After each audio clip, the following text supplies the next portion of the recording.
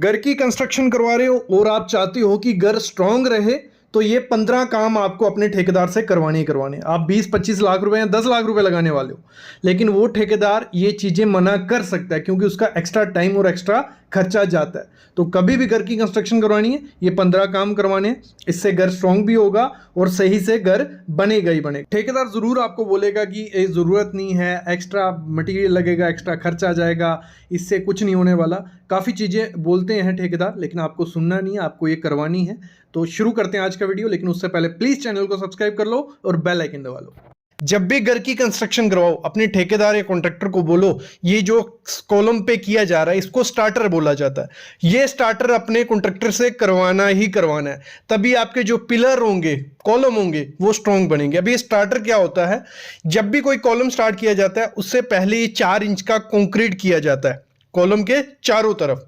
इससे होता क्या है, देखो ये 4 इंच का जो अगर आप कंक्रीट करते हो, पहली चीज तो ये होती है आपके पिलर को कवर मिल जाता है। अगर आपके पिलर को कवर मिल गया तो उससे होगा कि जो आपका सरिया होगा वो फ्यूचर में सड़ेगा नहीं, खराब नहीं होगा पानी से या मॉइस्चर से। एक चीज ये होती है। दूसरा, जब आप इस पे शटरिंग करोगे इस पिलर पे, तो आपकी जो स्लरी होती है, जो सीमेंट होता है, वो नीचे से निकलेगा नहीं। मतलब मोस्टली क्या होता है, लोग ये स्टार्टर नहीं करते हैं जब शटरिंग करते हैं। जो हमारी स्लरी होती है, जो कंक्रीट को पकड़ के रखती है, मजबूती देती है आपके पिलर को, वो स्लरी नीचे से निकल जाती है। ये होता है। तीसरा ये होता है कि जो आपका कॉलम होता है वो पोजीशन में रहता है, आपको कॉलम आगे पीछे नहीं होता है। नहीं तो बाद में क्या करते हैं लोग, सरिये को मोड़ देते हैं। फिर जहां उनको पिलर चाहिए होता है वहां सरिया मोड़ते हैं। वो सरिया जब मोड़ दिया तो उसकी स्ट्रेंथ बची ही नहीं। तो आपको स्टार्टर के बारे में पता होना चाहिए और स्टार्टर आपको ठेकेदार को बोलना है, करना ही करना है। दूसरी चीज क्या है, जब भी हम 4 इंच की दीवार करते हैं, आप पूरे घर में 4 इंच की दीवार दे सकते हो। ठेकेदार भले बोले 9 इंच की जरूरत है, अगर आपने कॉलम, अपना बीम सब कुछ डिजाइन करवाया है तो आप 4 इंच की दे सकते हो। बस 4 इंच की जब दीवार देनी है, कुछ चीजें ध्यान देनी पड़ती हैं, तो आपको मैं बताता हूं क्या चीजें ध्यान देनी है। बाकी अभी 12-13 चीजें पड़ी हैं बताने को। सबसे पहला काम क्या करना है, जब भी 4 इंच की दीवार आपको देनी है, जो आपके पिलर और बीम की डिटेल है वो हमेशा कहां से लेनी है, एक एक्सपीरियंस्ड स्ट्रक्चरल इंजीनियर से। और एक्सपीरियंस स्ट्रक्चरल इंजीनियर कौन सा होगा, जिसने 10 से 15 साल काम करते होंगे एज ए स्ट्रक्चरल इंजीनियर, उससे वो डिटेल लेनी है। तो आप पूरे घर में 4 इंच की दीवार दे सकते हो। दूसरी चीज आपको क्या करना है, जब भी 4 इंच की दीवार देनी है, जो इसमें ईंट यूज करनी है, ब्रिक यूज करनी है, ए क्लास ब्रिक यूज करनी है। ए क्लास ब्रिक कौन सी हो गई, जो ऐसी ब्रिक है एक कलर की वो ब्रिक सारी दिखे। आजकल 2 किस्म की ब्रिक्स आपको देखने को मिलेंगी। येलोइश कलर मिलता है, येलो कलर की होती है, वो इलेक्ट्रिक भट्ठे में वो ब्रिक बनती है। अगर वो है बहुत अच्छी है। और ब्रिक अच्छी देख के आइडिया तब लगता है कि अगर उसके चारों जो कोने हैं वो एकदम सुरक्षित है, कोई टूटा फूटा कोना नहीं है, तो वो अच्छी ब्रिक है। क्योंकि उतारते चढ़ाते सेकंड क्लास ब्रिक या थर्ड क्लास ब्रिक टूटती है, एक क्लास ब्रिक इतनी जल्दी टूटेगी नहीं। और जब एक दूसरे को बजाओ ब्रिक को, तो वो आवाज करती है अच्छी सी। तो मतलब यही है कि ब्रिक अच्छी क्वालिटी की आपको लगानी पड़ेगी। और वो ईंट आपको पानी में डुबो के रखनी है 24 घंटे। अगर डुबो नहीं सकते तो उसको पानी पिलाओ, एक दिन में कम से कम 10 बार पानी पिला दो, तब दीवार पे उसको लगाना। नहीं तो होगा क्या, जो आपने मसाला बनाया होगा ना मोटार, उसका पानी वो खींच लेगा। जब वो ब्रिक उसका पानी खींच लेगी तो आपका जो मसाला है वो सूखा भूसा रह जाएगा। तो वो दीवार में इतनी शक्ति नहीं आ जाएगी, दीवार टूटने के चांसेस रहते ही रहते हैं। अगली चीज आपको क्या करनी है, जो भी रेशो बनानी है सीमेंट सैंड की रेशो, जिससे हम क्या करने वाले हैं, उस ईंट को जोड़ने वाले हैं एक दूसरे से, वो 1:5 बनानी है। 1:5 क्या होता है, एक रेशो में सीमेंट, अगर 50 kg सीमेंट डाल रहे हो तो आपको 250 किलो क्या डालनी है, सैंड डालनी है। तो इस तरीके से बनाना है आपको। और आपको क्या करना है, जब वो मोटार बनानी है 45 मिनट के अंदर उस मोटार को लगा देना, मसाले को लगा देना। नहीं तो उसकी शक्ति कम हो गई होती है, सीमेंट की स्ट्रेंथ कम हो गई होती है। और क्या एक टिप, एक्स्ट्रा टिप दे देता हूं मैं, चलो आपका अगर बजट का कोई इशू नहीं है तो एक केमिकल आता है प्लास्टर मास्टर, वो उस सीमेंट मोटार में डाल लो। एक चीज ये कर लो, दूसरा उसमें रैक्रॉन 3S फाइबर डाल लो। ये 2 चीजें अगर डालोगे तो आपका जो मोटार होगा, मसाला होगा, वो और ज्यादा स्ट्रांग बन जाएगा। जरूरी नहीं है डालना, अगर नॉर्मल बना रहे हो नॉर्मल भी बना सकते हो, तब भी स्ट्रेंथ अच्छे से आ जाएगी, कोई इशू नहीं आएगा। बस ये केमिकल क्या है, एक जो फाइबर रहता है वो मोटार को और ज्यादा स्ट्रांग बनाता है। केमिकल क्या करता है, मोटार थोड़ा अच्छे से काम करने लग पड़ता है और थोड़े टाइम तक आप उसको यूज कर सकते हो। ये चीज होगी। अगली चीज आपको क्या करनी है, जो 4 इंच की दीवार होती है ना, वो थोड़ी कमजोर होती है। जब जितनी ज्यादा हाइट बढ़ती जाएगी वो कमजोर होती जाएगी। तो उसको सही कैसे करना है, जैसे ही 4 इंच की दीवार 3 फुट पे पहुंचती है तो 3 फुट पे आपको क्या करना है, कंक्रीट बैंड देना है पूरे घर में। ये नहीं है कि आपने विंडो के नीचे दे दिया, सिर्फ पूरे घर में जहां जहां 4 इंच की दीवार आती है वो पूरे घर में आपका कंक्रीट बैंड होगा। और उस कंक्रीट बैंड का सरिया आपको कॉलम में ड्रिल करना है, कॉलम में ड्रिल करना है, याद रखना। और सरिया 12 mm का देना, कोई ज्यादा जरूरत नहीं है। 12 mm के 2 सरिया आपको देने हैं और उसकी मोटाई रखनी है 6 इंच। ठीक है, आपको 3 फुट पे ये करना है। जब आपकी 4 इंच की दीवार 7 फुट पे पहुंचती है तो आपको लिंटल बीम देना है। और उस लिंटल बीम की डिटेल आपका स्ट्रक्चरल इंजीनियर देगा। मैं बोलूंगा उसकी मोटाई कम से कम 8 से 12 इंच आपको रखनी है, हाइट उसकी। और उसमें सरिया 2 12 का ऊपर 2 12 का नीचे, कम से कम सरिया इतना देना ही देना है। तो आपकी जो 4 इंच की दीवार होगी उसकी शक्ति, उसकी स्ट्रांगनेस और ज्यादा होगी। अगली चीज आपको क्या करनी है, जब भी 4 इंच की दीवार देनी है तो उसमें जब प्लास्टर करने वाले होते हैं हम, तो उसमें चिकन मैश लगाना। जहां जहां कंक्रीट और ब्रिक का जॉइंट आता है, जैसे हमने नीचे क्या किया था, कंक्रीट बैंड दिया था, उसमें जॉइंट आ गया ब्रिक और कंक्रीट का, ऊपर लिंटल और उधर भी आ गया, कॉलम है उसके साथ भी। तो उस जॉइंट पे ना क्रैक्स आ जाते हैं। और उसको अगर एक पूरा कंप्लीट स्ट्रक्चर बनाना है, स्ट्रॉन्ग स्ट्रक्चर बनाना है, हमें चिकन मैश, मुर्गा जाली लगानी है हर एक जॉइंट पे। थोड़ा खर्चा होता है, लेकिन अगर घर को स्ट्रॉन्ग बनाना है तो ये इससे अच्छा ऑप्शन नहीं है। वो चिकन मैश या फाइबर मैश दोनों आती हैं, तो वो लगानी है और ज्यादा स्ट्रॉन्ग हो गया। अगली चीज आपको क्या करनी है, जब प्लास्टर करना है, प्लास्टर भी मोटार जो उसका मसाला बनाना है वो अच्छे से बनाना है। और 12 mm का, 10 से 12 mm मतलब 1 इंच मोटाई का प्लास्टर दोनों तरफ आपकी दीवार पे होना चाहिए। अगर आप 4 इंच की दीवार दे रहे हो तो आपकी दीवार जो होगी वो स्ट्रांग बन जाएगी। जब आपने प्लास्टर करना है तो उसको 10 दिन तराई करनी है, 10 दिन क्यूरिंग करनी है, पानी पिलाना है अच्छे से, तो आपकी दीवार और ज्यादा स्ट्रांग हो जाएगी।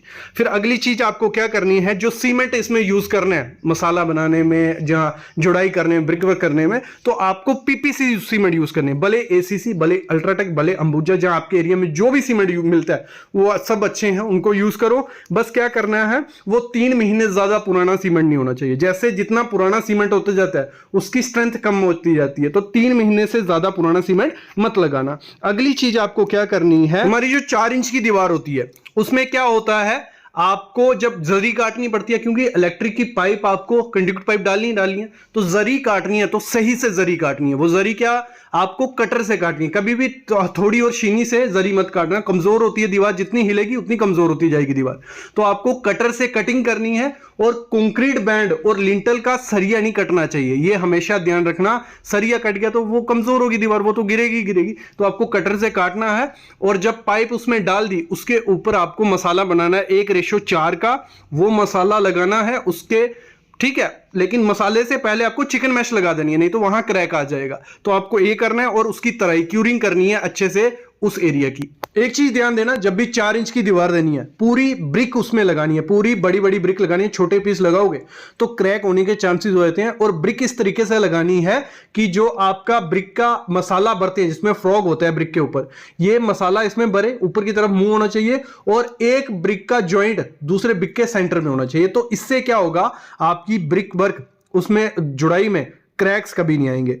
अगली चीज क्या करनी है, जब आपकी 4 इंच की दीवार बन रही होगी, जैसे दीवार कंप्लीट हो जाएगी, फिर हम प्लास्टर के लिए तैयारी करनी है। तो प्लास्टर की तैयारी के लिए आपको क्या करना है, उस ब्रिक को 10 दिन पानी और पिलाओ। क्यों पानी पिलाना है, देखो उससे क्या होगा, जब हम प्लास्टर उस पर चढ़ाएंगे, मसाले का ब्रिक पानी नहीं सोखेंगे। मतलब ब्रिक के पास जितना ज्यादा पानी होगा उतना ज्यादा आपका मसाला कम स्ट्रांग होता है। तो आपको वो कर लेना है। और जब आप ब्रिक को पानी पिलाओगे, मतलब इतना तो 10 दिन तो कोई पिलाता नहीं है, लेकिन 2-3 भी दिन आप पिलाते हो, उसके बाद उसके ऊपर नीरू लगाना। नीरू क्या हो गया, सीमेंट स्लरी बनाई जाती है, सीमेंट का घोल बनाया जाता है, वो गोल दीवार पे लगाना। फिर उसके ऊपर प्लास्टर करना, फिर ही आपका क्या होगा, वो स्ट्रांग होगा। और हमेशा ध्यान रखना, जब प्लास्टर आपको करना है दीवार पे, तो उसका जो प्लास्टर कर रहे होते हैं हम, नीचे हमारा प्लास्टर गिरता है, और लोग क्या करते हैं, वो प्लास्टर को इकट्ठा करते हैं और फिर से उसमें पानी डाल के लगा देते हैं। वो सबसे बड़ी गलती है, वो कमजोर होकर आपके पपड़ी बन के निकल जाएगा। आपको क्या करना है, जो प्लास्टर नीचे गिरा होता है, 30 से 40 मिनट बाद वो रेत ही बन गया होता है, क्योंकि सीमेंट की स्ट्रेंथ डिक्रीज हो गई होती है। तो उसमें आपको फिर से सीमेंट डालना है, कुछ रेशो में, ज्यादा भी डाल देना, और फिर उस प्लास्टर को आपको लगाना है। तो आपकी जो दीवार होगी वो स्ट्रॉन्ग से फिर से बन जाएगी।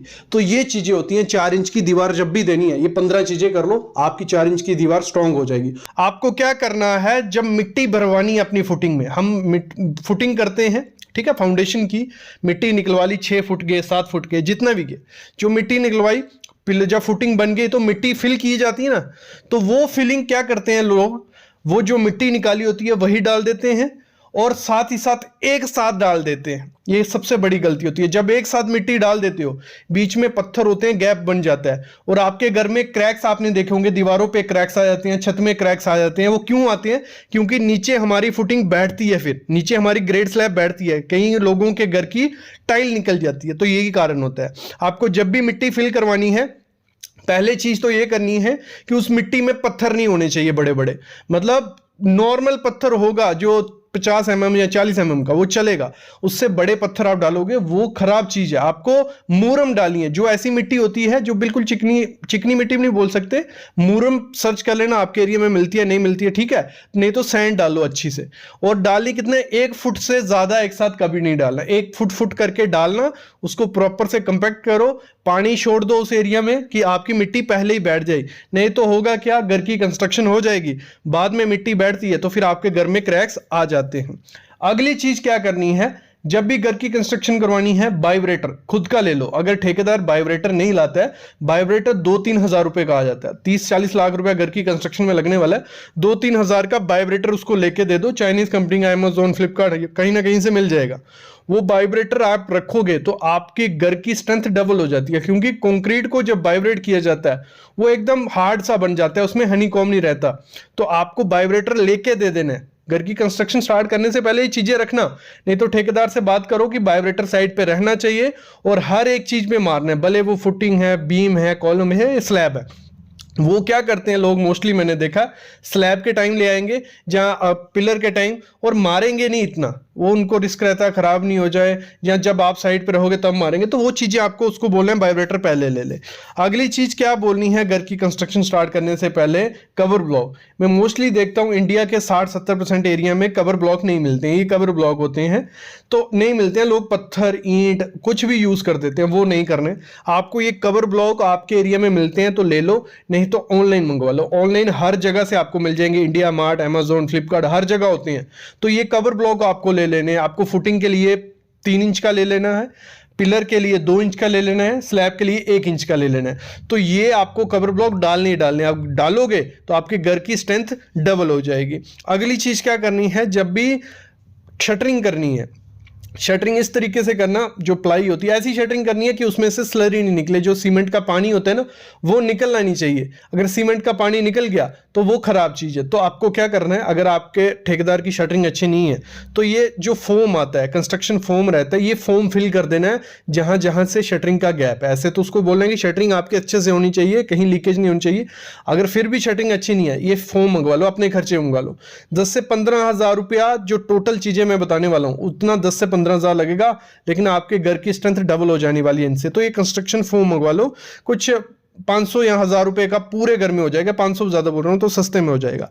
अगली चीज क्या करनी है, घर की कंस्ट्रक्शन स्टार्ट करने से पहले रेशियो मेजरिंग इंस्ट्रूमेंट रखना है। अभी ये क्या है रेशियो मेजरिंग इंस्ट्रूमेंट, जब भी कंक्रीट बने आपके पास एक, आप प्लाई का बना लो, ठीक है, जहां आप कोई बर्तन ले लो, उसका मेजर होना चाहिए कि इस बर्तन में 1 बैग सीमेंट आ रहा है या आधा बैग सीमेंट आ रहा है। तो वो आपको पता होना चाहिए कि इस बर्तन में आधा बैग सीमेंट आता है। तो वो बर्तन आप खुद से बना के दे दो ठेकेदार को या मिस्त्री को कि इससे मेजर करके आपको कंक्रीट बनाना है। जैसे 1:2 होता है, तो 1 में मतलब एक बर्तन जो होगा उसमें 50 किलो सीमेंट आ गया, फिर 50 किलो हमारा सैंड आ गया, और 2 बर्तन 50-50 किलो के डालेंगे तो M25 कंक्रीट का माल बन जाएगा। तो इस रेशियो से होगा क्या, इस बर्तन से, ये आपको खुद बनाना पड़ेगा, कोई ठेकेदार नहीं लाएगा, ये खुद बना लो, प्लाई से बन जाता है। वैसे ही जब प्लस्तर मोटार बनानी है 1:5, 1:6, उसमें भी ये काम करेगा। तो ये आपको अपनी साइड पे खुद से बनवा के दे देना है, नहीं तो ठेकेदार को बोलना है ये लाओ, इससे मेजर होगा, तो आप भी चेक कर पाओगे, वो भी अच्छे से काम कर पाएगा। अगली चीज करनी है, जब भी घर की कंस्ट्रक्शन स्टार्ट करवानी है तो ये 4 केमिकल अपने घर में ले आना। पहला है निटोबॉन्ड। निटोबॉन्ड क्या है, एक केमिकल है, कंस्ट्रक्शन केमिकल। जरूरी नहीं निटोबॉन्ड लो, कोई भी एक केमिकल ले लो, क्योंकि घर की कंस्ट्रक्शन में कंस्ट्रक्शन जॉइंट आते हैं। कंस्ट्रक्शन जॉइंट क्या हो गया, जैसे आपने पिलर भरा, जैसे आपने स्लैब भरी, कोई भी तो एक साथ तो भरती नहीं है, तो बीच में हम कंक्रीट छोड़ते हैं। तो दो कंक्रीट को जोड़ने के लिए ये केमिकल होता है। जहां दो कंक्रीट, एक कंक्रीट आज हो गया, दूसरा कल करना है, तो ये पहले उस पर मार लेना है, फिर दूसरा कंक्रीट करना है। तो उसमें क्या होता है, बॉन्ड अच्छे से बन जाती है, वहां से लीकेज नहीं होती।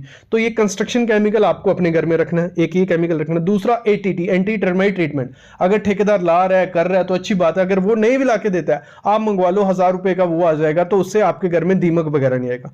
तीसरी चीज आपको मंगानी है प्लास्टिसाइजर। कोई भी कंस्ट्रक्शन केमिकल रखना है, जब भी कंक्रीट बने उसमें ये डलवाओ, उससे स्ट्रेंथ और ज्यादा कंक्रीट की हो जाएगी। कंक्रीट खराब नहीं होता है इतनी जल्दी और इजीली काम होता है। तो ये भले पिलर का कंक्रीट बन रहा है, स्लैब का या बीम का, तो कंस्ट्रक्शन केमिकल भले आप डॉक्टर फिक्सिड का ले लो, भले सिक्का का, भले किसी भी कंपनी का, वो आपको ऑनलाइन मिल जाएगा। अगली चीज क्या करनी है, रेक्रोन 3S फाइबर रखना है। ये घर की कंस्ट्रक्शन में, अगर पिलर में, स्लैब में, कहीं भी यूज करते हो, ये बहुत अच्छी चीज है। लोगों को इसके बारे में पता नहीं है, बट आप मंगवा के रख लो। इसके बैग पे लिखा भी होता है कि कितने कंक्रीट में, कितने सीमेंट बैग में कितना डालना होता है। ये सस्ता ही है, ये डालोगे आपके कंक्रीट की स्ट्रेंथ डबल हो जाती है। मैं अभी बोल रहा हूं, तो ये रेक्रोन 3S फाइबर रखो अपने घर में। ये ऑनलाइन मिल जाएगा, इंडिया मार्ट, अमेजोन, या आपके एरिया में भी होगा। तो ये कॉटन सा रहता है, जो आपके पिल्लो वगैरह रहती है उसमें भी रेक्रोन होता है, तो वैसा ये आता है, तो ये लगा लो। अगली चीज आपको क्या करनी है, पिलर में शेयर की देनी है। जब भी पिलर आपको बनाना है, आपको ये चीज पहले ही पता होगी तो आप बोल पाओगे। जब भी पिलर आपका बनेगा, तो जैसे आज उसने 7 फुट तक भर दिया, तो अगले दिन वो 10 फुट तक लेना है, तो 3 फुट और भरेगा ना। तो जब 7 फुट भरना है, तो उसमें जगह बना देनी है आपके पिलर के अंदर। ये कितनी होती है, 6 inch by 6 inch by 6 inch की आप जगह बना लो। बाकी पिलर के साइज पे डिपेंड होता है। तो मतलब बीच में वो खड्डा सा रखना है कि अगर फ्यूचर में जो कल कंक्रीट डलेगा, वो अच्छे से अंदर घुसेगा, फिर ऊपर बॉन्ड बनेगी दोनों में, तो वहां से पिलर फेल नहीं होगा। तो शेयर की के बारे में आपको पता होना चाहिए। अपने ठेकेदार को भी बता दो कि ये हमें अपने पिलर में बनवाना ही बनवाना है, तो फिर आपका पिलर भी स्ट्रांग हो जाएगा। अगली चीज करनी है, जब भी घर की कंस्ट्रक्शन स्टार्ट करने वाले होते हो, उससे पहले ड्राइंग पढ़ना सीख लो। 3-4 दिन में ड्राइंग पढ़ना सीख जाओगे। जो भी ड्राइंग आप बनाते हो किसी इंजीनियर से, आर्किटेक्ट से, तो उस ड्राइंग को ना घर पे लाके 3-4 दिन पहले देखो कि उसमें सरिये की डिटेल क्या है, हमारे दरवाजों की, विंडो की, तो आपको थोड़ा आइडिया लग जाएगा कि सरिया कैसे, कितनी स्पेसिंग रहेगी, कितने बार हैं, और कैसे आपकी दीवार। तो अगर 3-4 दिन उस ड्राइंग को देखोगे ना, आप समझ जाओगे। कुछ ज्यादा मुश्किल नहीं होता है ड्राइंग पढ़ना, सीख जाओगे। क्योंकि घर की कंस्ट्रक्शन की ड्राइंग से होती है, नॉर्मल होती है, उनको पढ़ लोगे तो आपका घर स्ट्रांग बनेगा। नहीं तो ड्राइंग नहीं आती होगी तो ठेकेदार कुछ भी करता रहेगा, आपको दिक्कत आएगी फ्यूचर में। तो ड्राइंग पढ़ना सीख लो। अगर ये 10 काम कर लेते हो आप घर की कंस्ट्रक्शन स्टार्ट करने से पहले, ये अरेंज कर लेते हो सब चीजें, तो आपका घर स्ट्रांग हो जाएगा। अगर ठेकेदार नहीं भी करता है ये चीजें, आप खुद से करवाओ उससे। अगर कर देता है तो अच्छी बात है, उसको बतवा लो, अपने एग्रीमेंट पे लिखवा लो। तो ये चीजें होती हैं, घर को स्ट्रांग बनाना है तो ये चीजें ध्यान देनी पड़ेंगी। अभी मैं लेता हूं अलविदा, लेकिन ऐसी वीडियोस मैं आपके लिए लाता रहूंगा। बस चैनल को सब्सक्राइब करके रखना और बेल आइकन दबा के रखना।